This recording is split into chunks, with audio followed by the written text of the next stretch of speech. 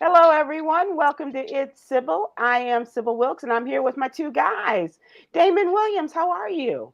Fantastic. How are you guys? We're good. I'm good. How about you, guy? Big Med guy? I am doing wonderful. We are here in the parking lot.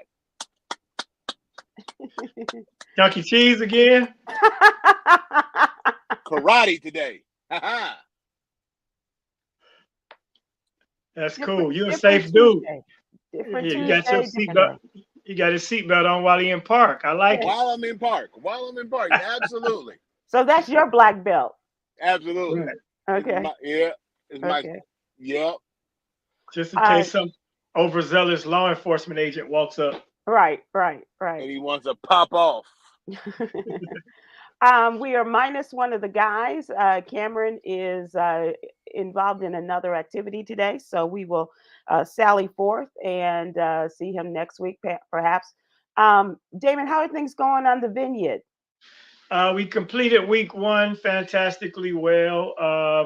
The first week of comics were Takara, Delay, and who was the third person? Anyway, and then Kim and Sherry came, so that was mayhem. Yes. Yes, that was awesome. So we just started this week last night with Marsha Warfield. Oh, Yeah, great. so that's an honor, just to kick it with her. Right. And yeah, and B Cole from Chicago and Joe Claire from DC. So that's cool. Tomorrow we have to change our schedule because George Clinton is actually performing at our theater. Oh, wow. Yeah, So so are you opening for George or closing for George? well, our show is before his, Okay. and then I just get to sit and watch. So that's the Right. cool part. Right. And then this weekend, Dion Cole is the special guest. Nice. And then starting Monday, we start a new crew of comics. Wow. You are a busy fella. Yeah, I'm going home Friday though for my show at the casino and coming back here Saturday. Yeah. And to celebrate your wife's birthday? Yeah, I already got her gift, but it's always her birthday, so she'll be good. I love that. I love Yeah, that. Well, happy birthday to her from us in advance. indeed. So how's the weather? Because you know what, here it's always hot. We have very little rain, but middle of the country, the East Coast, there's always the possibility of some changing around, and especially now, there is a tropical storm that is hitting the East Coast. It hasn't gotten to you guys yet, I don't think, but how's the weather there? Yeah, it was beautiful until maybe around noon today. The clouds rolled in, the temperature dipped. It's a slight mist of or hint of rain, and I think that's the forecast for the next 3 or 4 days. Wow. Yeah, so today through Thursday, Friday, it may rain part of the day every day. So that takes away. This island loses some of its charm on when it starts raining, because now you just in some stranger's house, you know, with, with no premium channels. Just like somebody got to bring you Fire Stick because we over here, paying this mortgage for them in a week's time. Okay. Actually, I'm at the Capers residence though. They own a place here, so that's where I stay. But Oh, they nice. have to rent a house for the other comedians. Well, it looked like Sherry and Kim were staying at a nice house too, from the Yeah, so pictures they that I had saw. their own deal and they had to take care of their own house. So yeah, but they're rich people. Yeah, they're rich, so they got it like that. They got it like that. Well, I've missed you. I'm glad you're back with us. And Med, you are on karate patrol. Yeah, I'm out here. Just my son just pulled up with his mother and grabbed because I had his karate bag. You know how you get the two cars Yeah. and I got his stuff and I got a phone call. Can you meet us at karate so he can get his bag? How long will it take you to get there? That kind of stuff. And Hmm. so Hmm. I'm like, look, I'll just be here and I'll open the back gate. Blake grabbed it and he took off. There, Nice. and now he's in there punching the air. That's awesome. Daddy duty. Okay. Okay. You miss those days, Damon? No. Not at all. Damon played ball. He ran track. Right. Oh And gosh. that's why I have a lot of respect for these Olympic athletes' parents Hmm. because track and field especially starts severely early and it's always in Bumble F town. Look, track and field, because I threw shot put in high school. The worst, longest, hottest, just days. I'm like, I'll be done with my event, but we can't go anywhere because we have to travel on the bus together. Right. And I just remember those days like, this sucks. I'm like, we've been done, and I got to wait for what, 5 more, 6, 7 more events? Oh, yeah. Come on. And you guys are kind of down the ladder a ways, huh? Shot put guys, yeah. Yeah. and if you're terrible, like I was at one point in high school, I was done real quick. So I was like, I gotta wait here another 5 hours. Right. Somebody come get me. And we didn't have no cell phones. Was that an option for your parents to come and see you and then say, okay, this is it for him? You all can take him home? Some of them could, but I know my coach was like, "Now you out here, got to support your teammates." Yeah, you know what I'm saying. Yeah. I'm just like, I'm not really. I don't run with them. I don't train with them. And the shot put guys are pretty much done first. So I'm like, this is a waste of time.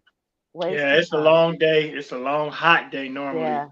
Outdoor track and field, but that's why when I see the parents and their joy and their pride of those winning athletes, I get it, because he didn't do it for long, but he did it long enough for me to understand that that's a long day.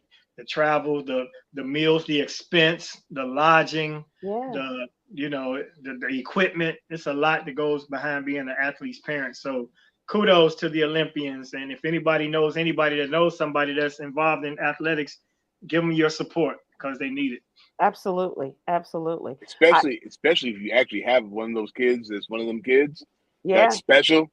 That thing, that you're basically like a pro. You're moving around, you're really traveling like a pro, which is crazy. Right. And the hours. I mean, especially I know a friend of mine who was training in ice skating, in figure skating, and so there were really early hours before anybody was awake. Back in the day, people were going home and they were passing. The parents getting up with the kids, and then after school and weekends for tournaments and championships and all that kind of stuff. It's a lot. And so you're right. Kudos to those athletes and to their families that supported them. I was thinking about this the other day with the people who are especially who have represented some of the Texas universities and those in the really hot spots in Florida and what have you, coming out on a day like this where it's a hun, and getting out there and really running your hearts out and sweating like there's no tomorrow. That's a lot on you, and it is. I rode my bike from here to the donut shop and almost had a stroke. I almost stroked out 2 days ago trying to get to the donut shop. That's what you do here. There's a place called Backdoor Donuts, and it's the must-have, but it's a tradition. It's a bakery during the day, but at night, starting at 10 p.m., they sell donuts out the back door. So people stand in line, and they have ropes like an amusement park. It's a thing to do. So, yeah. But it ain't that far for me to be passing out in the hot sun. Right. Well, we congratulate them and keeping an eye on the Olympics, and we'll talk about that as we get into it. Damon, I don't know if while you've been working in the Vineyard, if you've had a chance to check out the What You Need to Know newsletter, but our missing contributor Cameron Riley wrote about climate deniers in today's newsletter. And this is about people who are just that, deny that we are in the midst of climate change. And a lot of them are very rich Republicans who don't want to acknowledge that what they're doing and the way that the people that they are paying lip service to are those that are, funding their campaigns. And as a result, they kind of look the other way and not acknowledge how our country is falling apart as a result of the climate change. He said a recent analysis reveals that nearly 1 in 4 U.S. Congress members reject the reality of human-caused climate change, marking a stark contrast to the growing public concern over global warming. It identifies 123 elected federal representatives, 100 in the House, and 23 senators who deny human-caused human-caused climate change, all of whom are Republicans. And he names the top recipients of fossil fuel contributions in Congress include Senators Mitt Romney, who's about to leave, John Cornyn of Texas, and Ted Cruz, who is up for re-election in the state of Texas, and they are receiving millions of dollars. Kevin McCarthy, who just left Congress in California, former House Speaker for about that long, also received several $1,000,000, and Steve Scalise of Louisiana, $2.5 million. The influence of these fuel industry giants is evident, and climate denying lawmakers receiving the combined $52 million in lifetime campaign donations from this sector. And so his article asks about climate deniers and how to spot them. Well, I think Khameron has given us a really good look at this, and a look at people we might continue looking askance at, and especially now, those of us in Texas have an opportunity to vote Ted out, Mr. Cruz, and whoever is running in place of Mitt Romney and what have you. So take a look at that article, and we'd love to have your comments about that. Also, in the What You Need to Know newsletter, I'm the weather nerd asking Damon about the weather there in Martha's Vineyard. And I don't know how it is with you, Med, because you're in Georgia, but Debbie is, if she's not in Georgia, she's well on her way, right? Well, look here, man. We have the last 2 weeks have had plenty of rain. Mm-hmm. So if Debbie want to come up and give us some more, so be it. But it's wet up here down here in Georgia. I've never seen anything like it without a storm or a hurricane being involved. We literally went with 2 weeks where almost every day it was raining at some point in time, and like hard rain, power and everything else. It was just weird. And little Debbie Cakes is coming up here, and she's gonna sprinkle some of her love down on us. Yeah, let's go ahead and take it, because it's moist here. So here's the case with Little Debbie, as you call her. She came on land as a Category 1, but the amount of rain and wind that she's bringing, they're saying she's more like a Category 4 or 5. Interesting. Wow. And you'll remember, I don't know how that works. Right. And they don't even give those categories. But if you compare to, what categories would be otherwise, they're saying the amount of rain that she's bringing would be akin to a Category 4 or 5. And they say that if you remember Hurricane Harvey, that came and sat over Houston, Texas. Yeah, okay. Days and days and days. This is what they're comparing to Hurricane Debbie 2. And she made landfall as a hurricane in Florida's Big Bend region early Monday. And they say at least 6 people have died connected to the storm, 5 in Florida and 1 in Georgia. And reports of flooded roadways across Colleton County, South Carolina, since early Monday evening. And that includes the towns of Waterboro, Hendersonville, and Edisto Beach, where a tornado last night damaged several buildings. And that is another after effect of the tropical storm or hurricane. And at least 1 home this afternoon was reported to be flooded nearby Hilton Head Island. And that's where, a lot of folks got big money. And so she's sitting about 10 miles east of Savannah, Georgia. And according to the just released update at 5 o'clock this evening, the National Weather Hurricane Center said the sustained winds are at 40 miles an hour. And they said that now they're tracking in some places at 3 miles an hour, or roughly the walking speed of a human. And that's not good news, as it moves slowly and brings all that rain with her. Right. So does the category, is it determined by the wind speed? That's what I was thinking. That's what I was thinking. Yeah. Yeah, the category is anything below 70 or 74 miles an hour or below is a tropical storm, and 75 to 100, 150 is a Category 1 storm, Category 1 hurricane, and then goes up.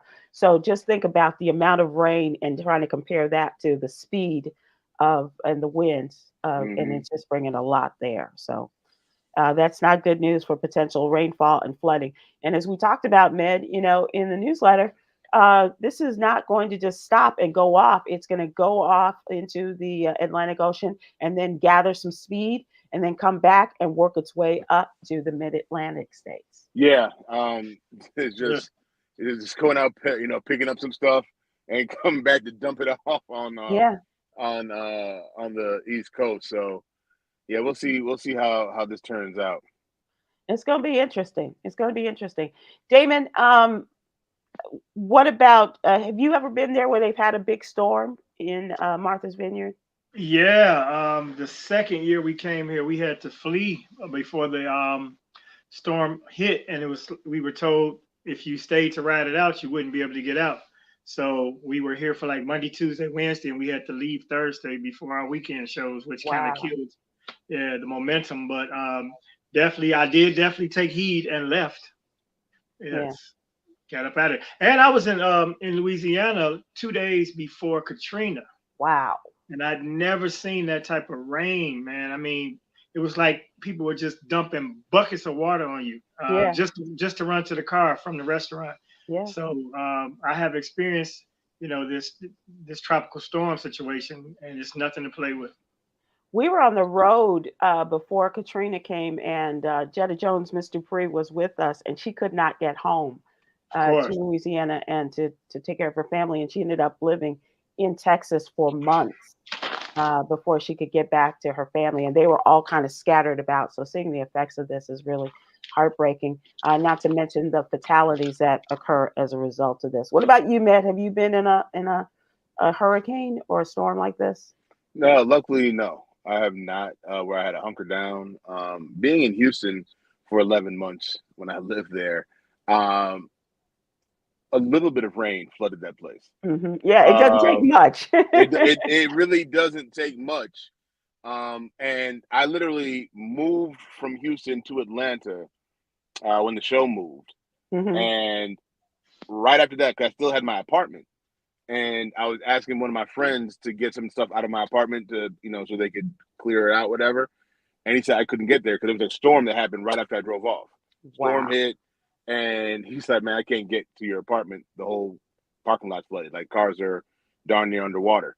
And I was just like, yeah. So when the Harvey happened right after that, I understood that rain sitting over Houston. Yeah. Oh, no, you can't have that.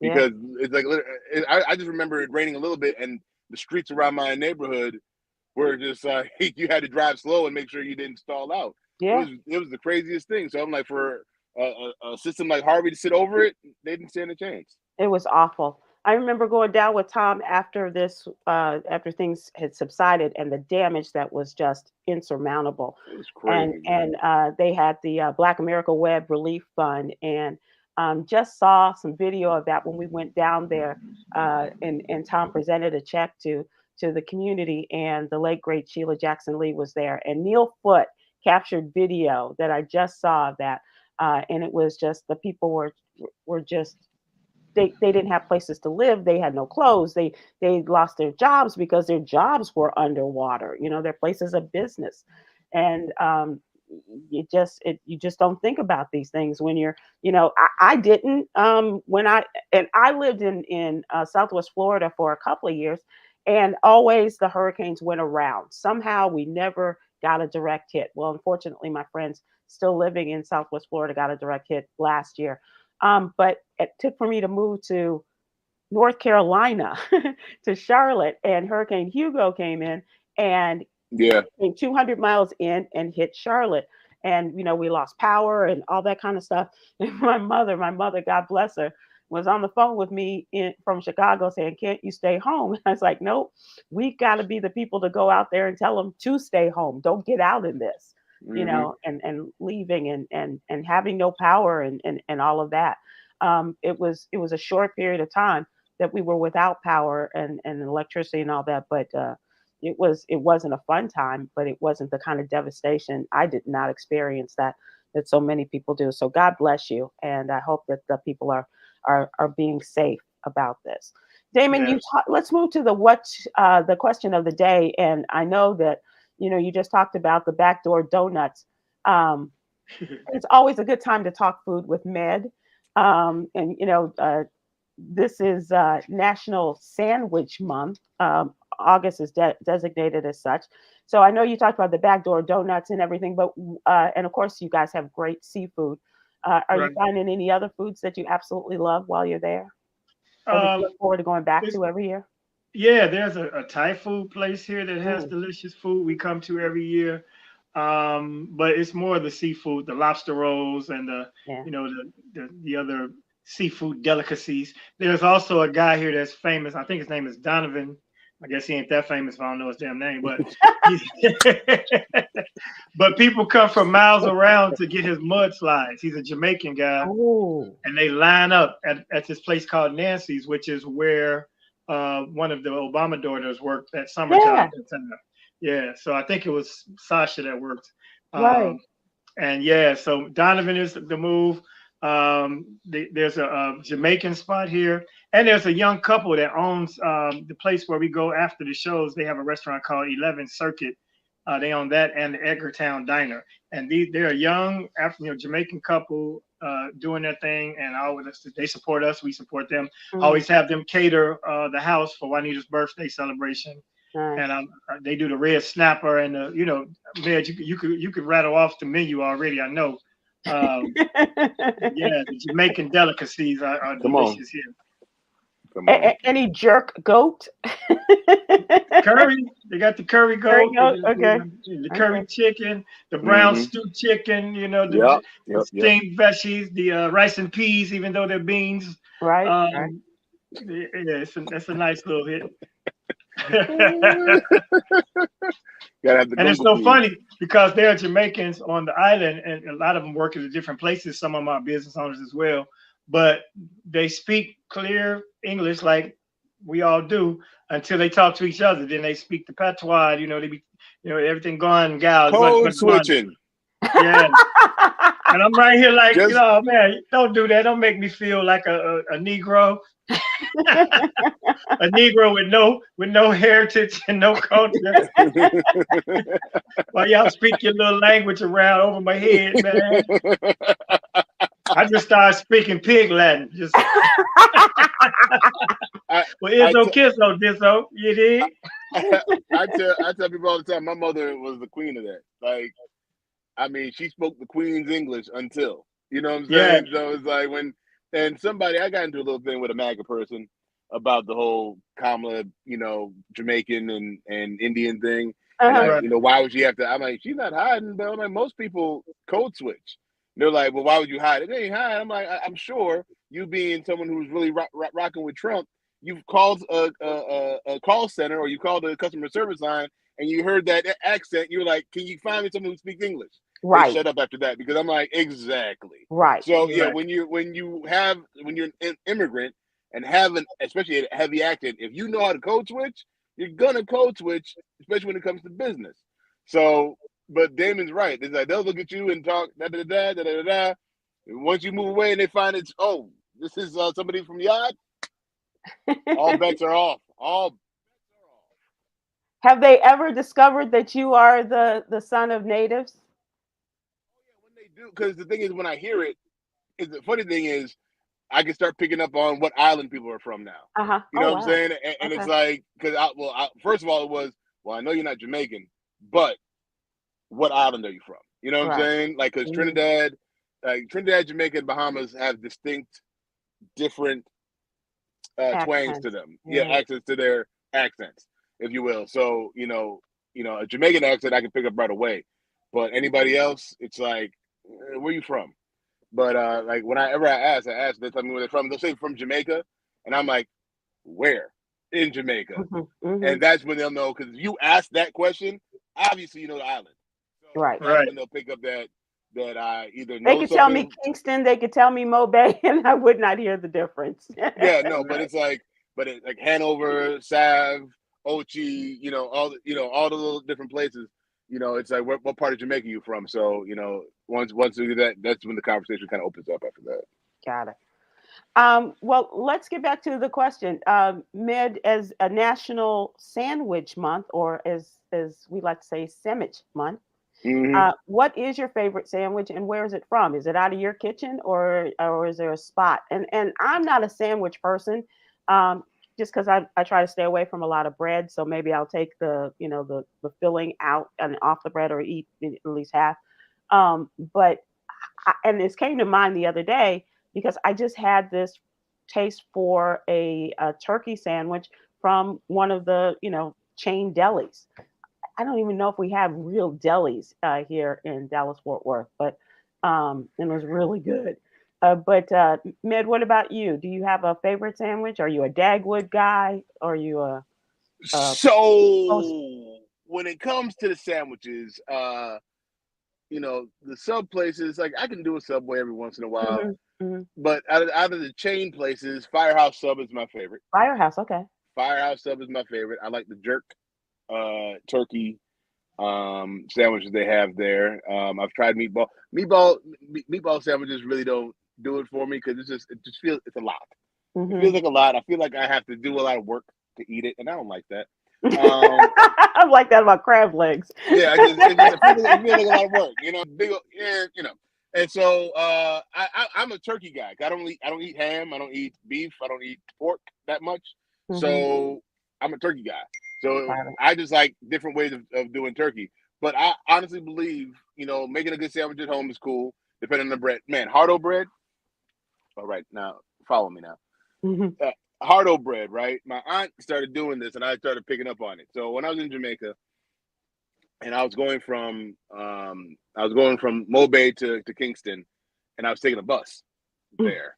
My aunt made me sandwiches, and so she made the sandwiches, and it was turkey sandwiches with plantain on it. And when I tell you Mm. that was one of the best sandwiches I ever had in my life, I'm like, I didn't know this worked. I didn't know these Wow. two went together. So Wow. it was she put plantain, Yeah, that's turkey, interesting. some vegetables. I'm like, you putting just put it on the side. I'm like, I'm putting it on the side. She's like, no, just try it. I was Wow. I was Okay. like, but it had to be on hardo bread because you put it hardo bread could kind of hold it all together. But yeah, hardo bread with turkey and plantain. What is hardo bread? Hardo bread is like the bread from the islands for the most part. You can get it from a Caribbean bakery, Uh, but it's just what it's what what is it akin to that we might know? Or It's like like Texas toast I'm stick, about to say right? Texas toast, okay, but it's okay. doughy, But raw. almost cake like, Hmm. Yeah. the way that it's dense.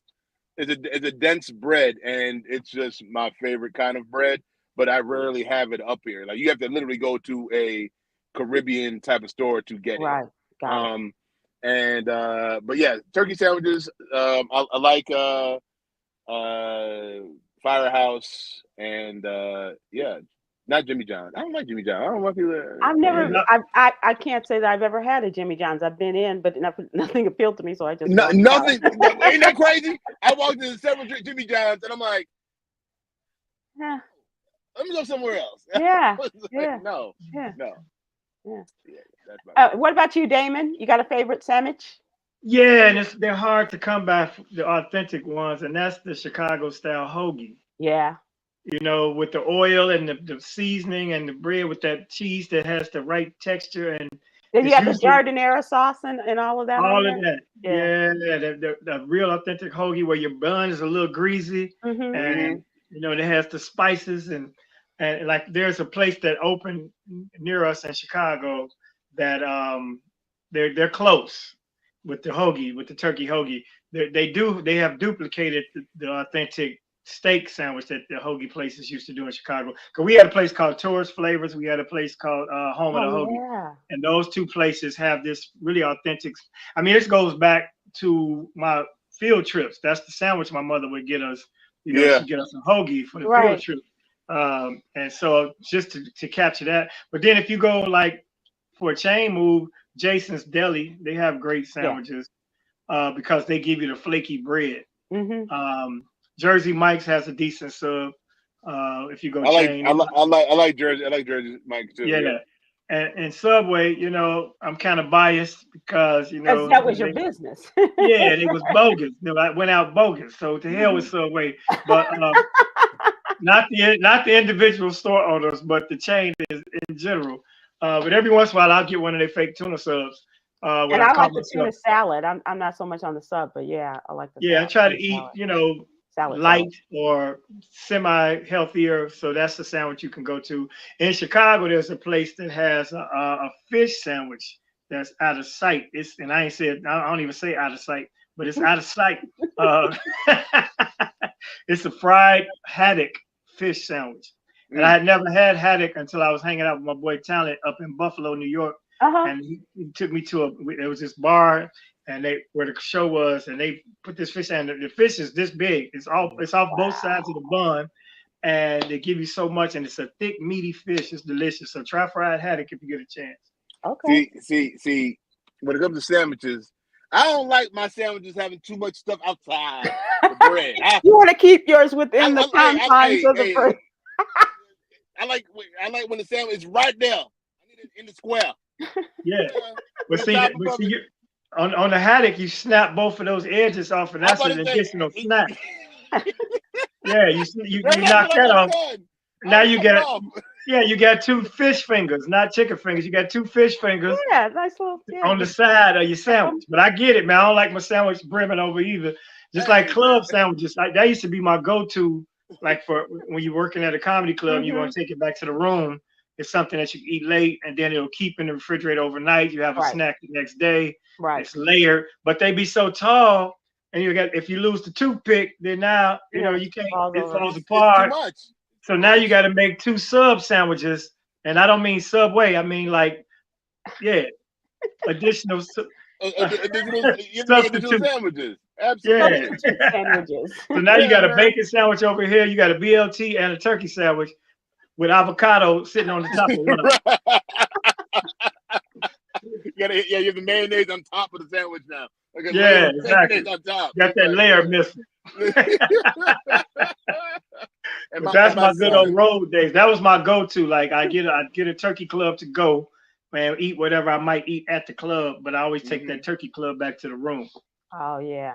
Yeah. Yolanda, do we have any folks with some turkey, not turkey, but sandwich recommendations or their favorites? I was going to say, my son is a turkey sandwich nut. Plain turkey sandwich. He needs to have onions, tomato, and lettuce. He's like mayo, mustard, turkey. Wow. I don't care what sandwich place we got. He's like tomato, lettuce, onions, turkey, mayo, mustard. Thank you. That's my son. Does he take fries with that or chips? Plain chips. If the chips got flavor, he don't mess with it. I get it. I'm with him. He does not like a flavored chip. It got to be plain. Now with the sandwich, you get a nice Lay's, or you get you a plain Ruffle. And he like baked Lay's. He like baked Lay's. He's like, give me the baked Lay's. That's a whole nother generation we're raising. Good job, Pops. You got your kid eating baked chips. Baked Lay's. And Philly cheesesteaks. I like a chicken Philly too. The chicken Philly will get me there too. Chicken Philly. Okay. Right.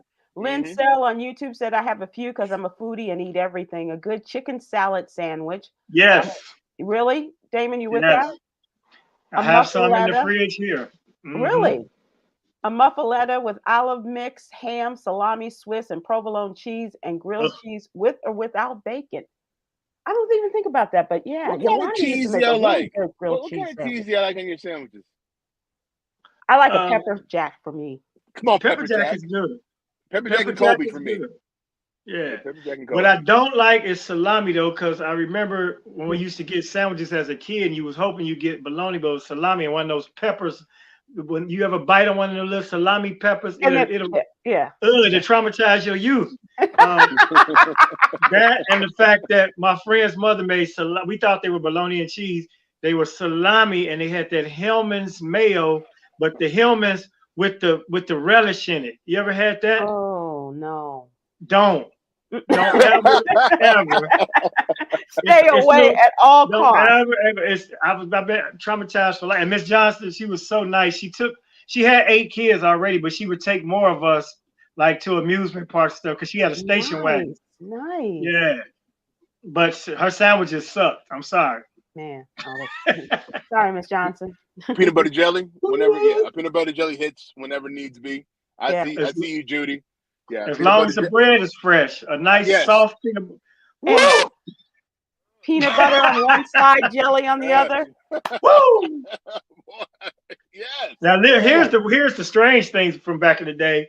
My aunt in Indianapolis, she lived in an apartment complex, condo complex that had a pool, and we were so into the pool that we wouldn't even wait around to eat because you swim all day. But when you swim all day, you're hungry. So I would just run in and grab a slice of bread, some of that butternut wheat, and put some mustard on that boy and run back out. And I mean, a mustard sandwich as a kid was amazing. Sometimes a syrup sandwich, but the mustard sandwich for some reason did it for me. Mustard sandwich and just yellow mustard, golden. Just the French's mustard and that butternut wheat, honey wheat. Well, you know what? I thank you for your contributions. I'm looking at the clock. I know you got to make a run. So thank you so much for joining us. We appreciate it. And once again, happy birthday to your bride and safe travels to you, my friend. We miss you. Indeed. I'm off to the Ameristar Casino this weekend.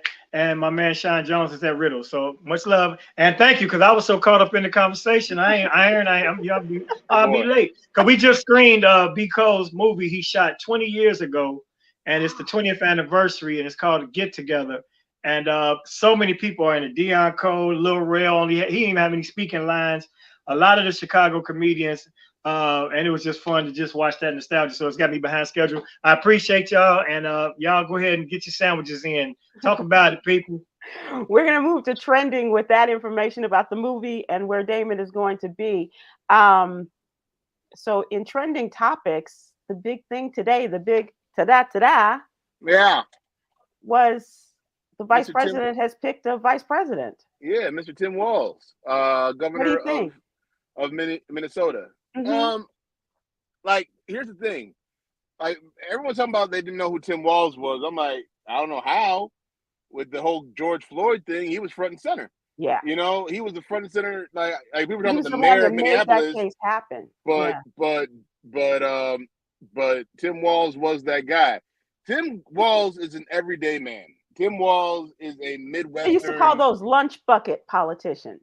Absolutely. He used to, like Tim Walz is an everyday guy. There's humor to him. Yeah. There is somebody who used to be in the military.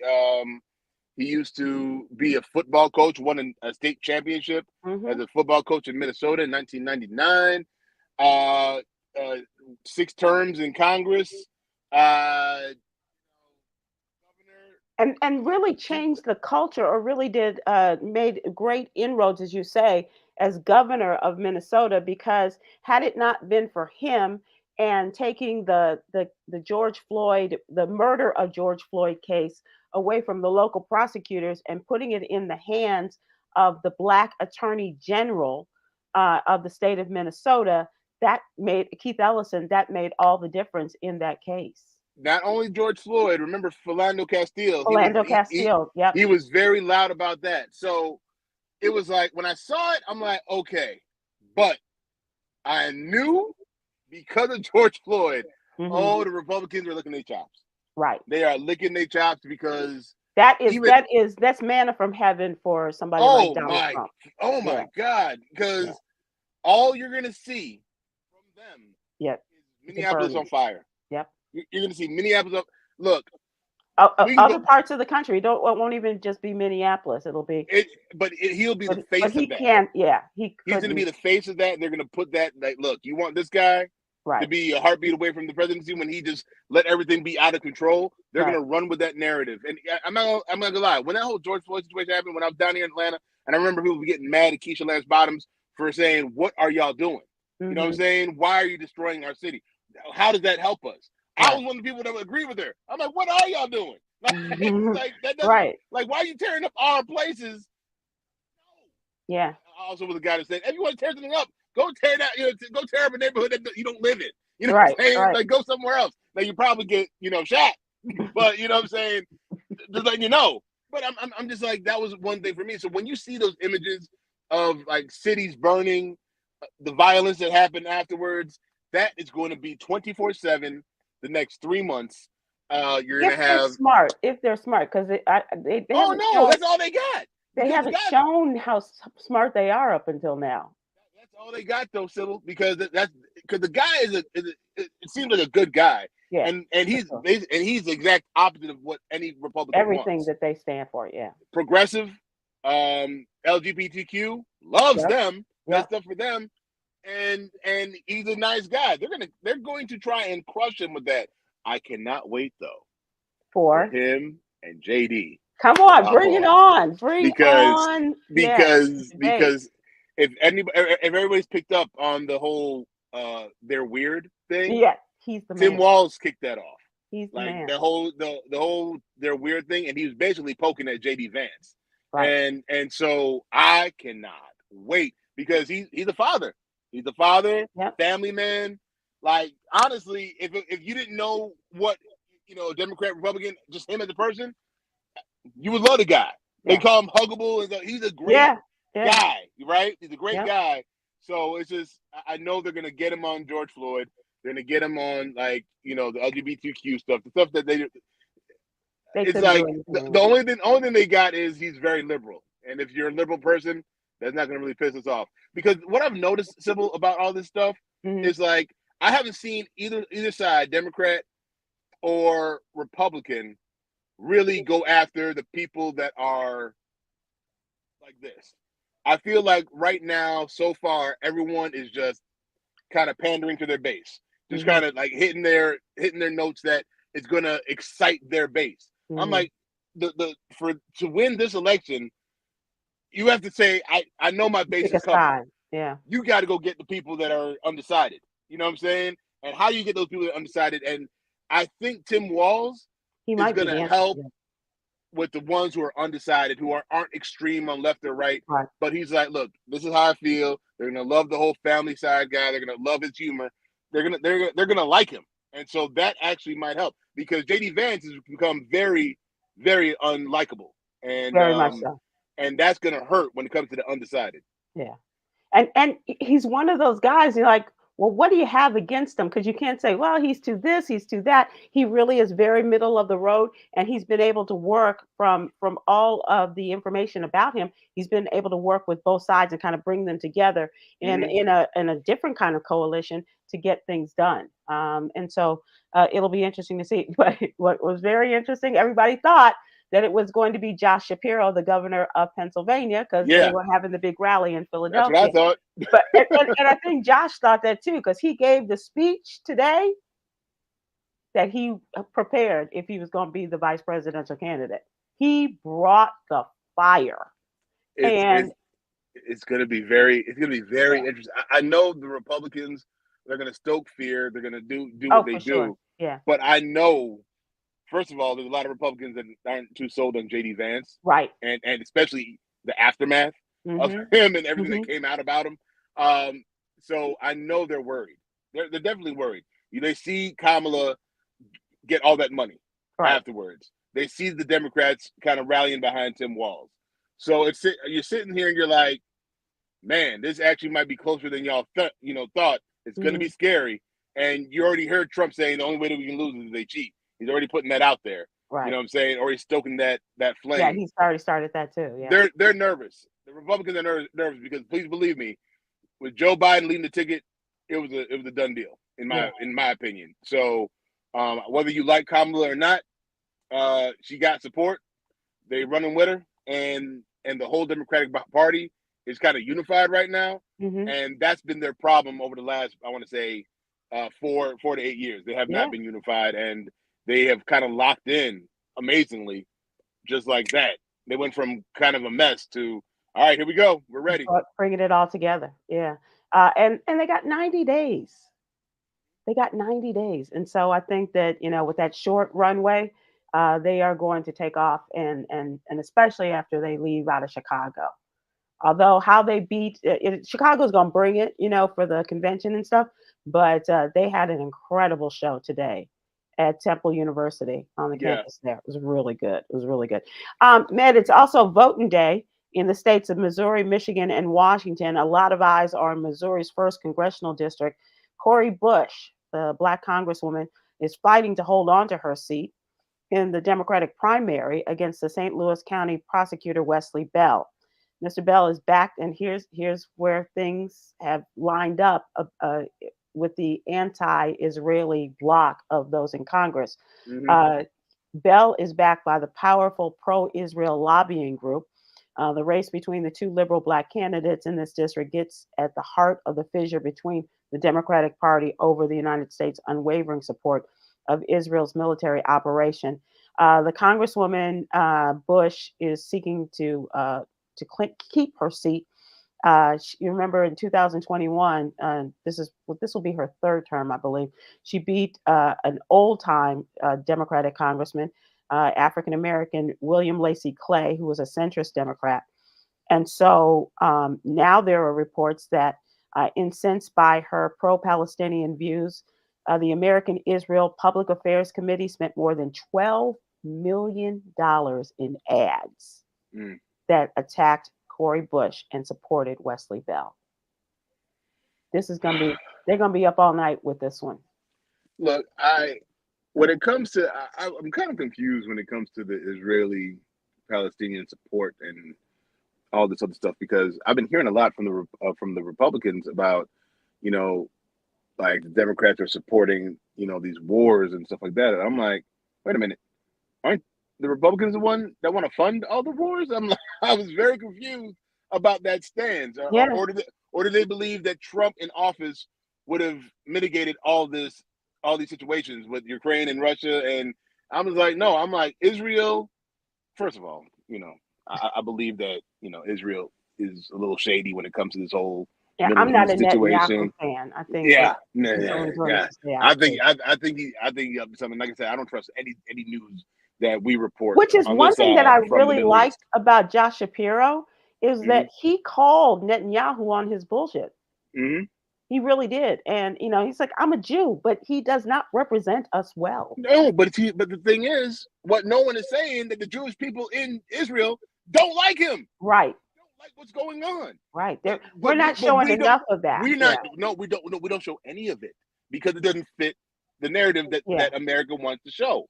And like I said, I had that conversation with that man from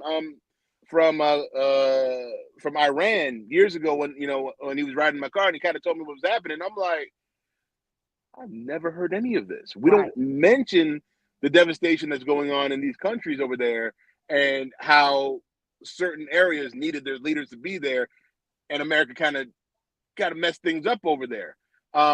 So I'm just sitting here like, I don't understand what the Republicans are talking about. This stuff would have happened regardless of who was the president. Yep. And whether you support Israel or you more so support the ceasefire, this is going to happen. And now it looks like Iran is about to jump in. They're going to make some decisions that people didn't want to make, and it's going to be. It's being forced now. Hands are being forced now because now you have Iran attacking U.S. military bases. Yeah. What's happening? And that where I'm concerned. This is where I'm concerned most when it comes to Harris and Walz is international. Mm-hmm. I really don't know how because you've never seen Kamala in an international setting. Well, we haven't seen her, but she's been there behind the scenes for a lot, from what I understand. Right, and I'm not an apologist, but from what I understand, the president has kind of put her out there, not like to be with the border, but in terms of sending her out there, and they gave her a lot of credit when the prisoners were released from Russia, and so they are trying to kind of cushion her foreign policy credentials. And so we'll see what happens. I got to get to this. Mm-hmm. We missed it yesterday, the anniversary of the Montgomery riverfront brawl. Do you remember where you were on that Friday night?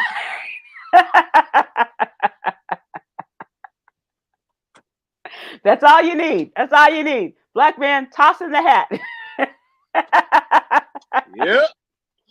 That's when the white voters appearing to beat a black river. They weren't appearing to. They beat a riverboat co-captain on the Montgomery, Alabama riverfront. was captured by dozens of folks in their phones, held by the passengers aboard the riverboat, and the images went viral all over that weekend.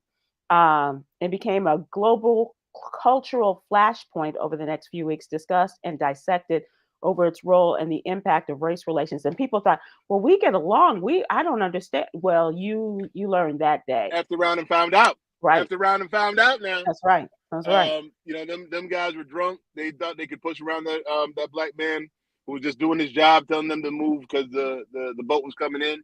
Yep. And they thought they can bully him. And enough black people saw them do what they did. And even my man who jumped into the water, the kid swam and got some licks in. Oh, it was a beautiful thing to see. And then, of course, the star of the whole thing was the chair, the folding chair. And now it's and we cannot have any kind of event any longer without having, just in case. Y'all, there's always a chair ready to go. Folding chair ready to go at all times. Yeah. Let's close this out with entertainment. And my entertainment this week has been the Olympics. I can't speak for anybody else, but I've been just tuned in. I love the fact that, in my non-sleeping hours, I can turn on NBC and I can see any You're sport gonna see something in the middle of the night, right? Don't matter. Yep.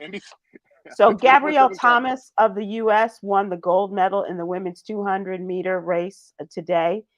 Julian Alfred of St. Lucia, or as they call her, Juju, took gold in the women's 100-meter in Paris, won the silver in the 200.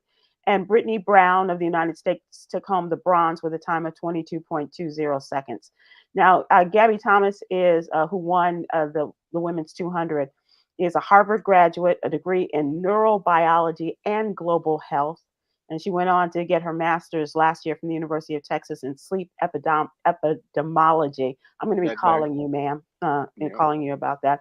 The U.S. women's soccer team defeated Germany 1-0 and now going for the gold, headed to the final against Brazil.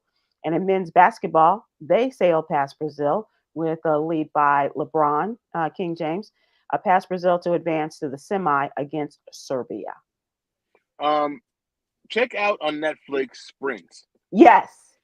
Check out Sprint, and it'll get, I know we've kind of done all our major sprinting events, but it shows you the lead up to where they are now. Sha'Carri, Noah Lyles. They haven't done the men's 200 final yet, have they? No. Okay. So Noah Lyles, Sha'Carri, they even the man who from Italy, the black man from Italy who won. Oh, right. I was like, you just fell off the face of the earth. You really did. And they showed that. What happened? They talked to Usain Bolt, Michael Johnson, past champions. It's a very fascinating, especially when you see the Jamaicans and people from different countries, how they train in different countries, and also the leagues that they're in, like the Diamond League and stuff like that. I wish that was shown more. These guys race a lot. There's a lot of races that happen that is not televised, and I'm like, why isn't this stuff televised? Right. Like these are really good competitions that should be shown on a Saturday, especially when there's not a lot of sports going on. Right. Like during the in the spring and. I love the spelling contest, but we could really have more of this stuff in the show me track and field when they're having their big events. Their big events. I just outside the world championships, we never see it. Right. So like when I saw sprint, I'm like, man, we should actually be watching this stuff because this is kind of cool. It's just like NASCAR or any other race.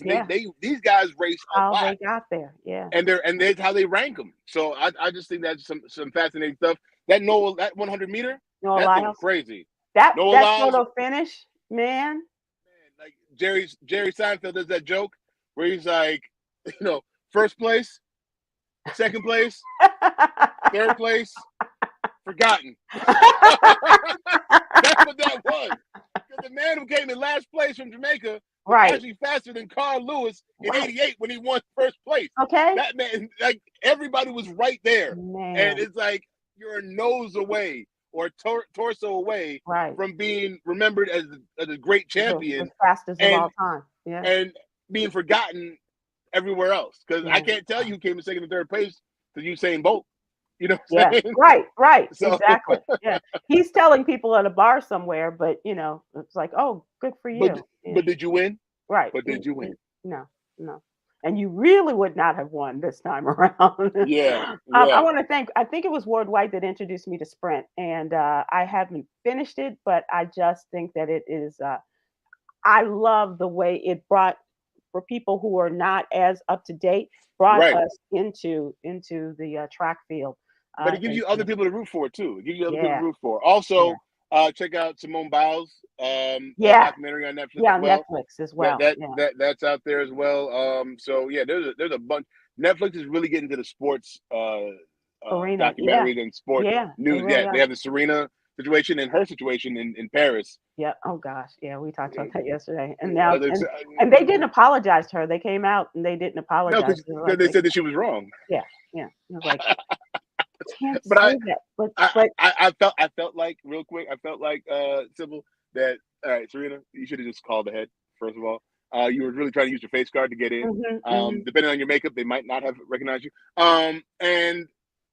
And also Her look, husband's a gazillionaire. All you had to do was make a call. just Make a call because I don't have think your this. people I call. don't think I don't think this was a race. I don't think this was a race thing. Right, right. But then also, I do have to remind people when it comes to Paris and it comes to Serena, there's bad blood there. There's Well, bad blood there. Paris for sure, and black women. Look what they did to Oprah when she tried to get into, what was it, Hermes? Yeah, And yeah. yeah, No, Paris and and, Serena, and it's Serena, not a and you're good seeing mix. Coco's getting the same kind of thing. Right. So Yeah.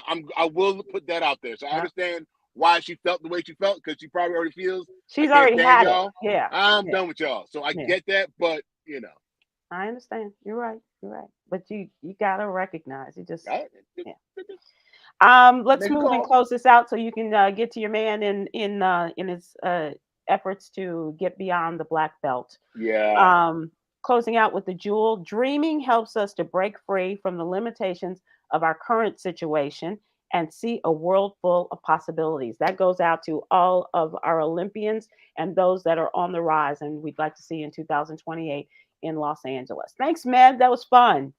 No problem. Anytime. I'll see y'all next Tuesday. Yes, I don't know. We're going to start doing Where in the World is Med on our Tuesday shows. I think I'll be back to normal in my normal surroundings next Because week. you've had to be moving around your house. You've had to.